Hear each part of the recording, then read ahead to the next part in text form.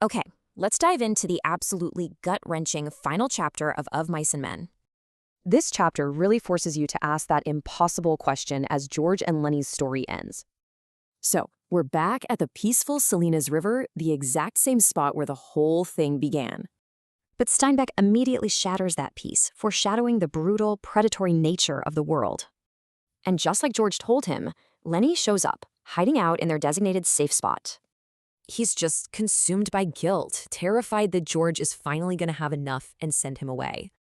And this is where his inner turmoil gets terrifyingly real. He starts hallucinating his Aunt Clara.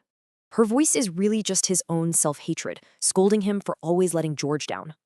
Then the vision twists from a memory of care into something just plain cruel and scornful. The rabbit says exactly what Lennie fears most, that George is finally going to abandon him for good. When George finds him, his calmness is just so unsettling. He's not mad, he's resigned. He tells Lennie it's okay, but his voice is flat, wooden. You know he's already made a terrible decision. Needing comfort, Lennie asks to hear their story, the one thing that's always given them hope. And Lennie is just so excited, completely unaware of what's about to happen. This is just brutal, dramatic irony.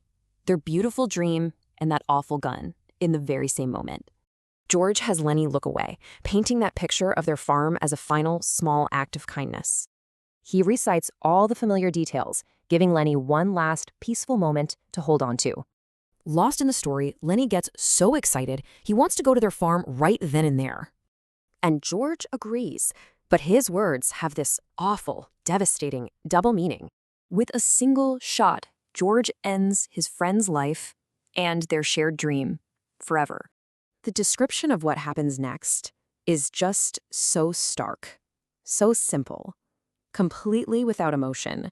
And then the outside world comes crashing back in, and none of them can understand what they're seeing.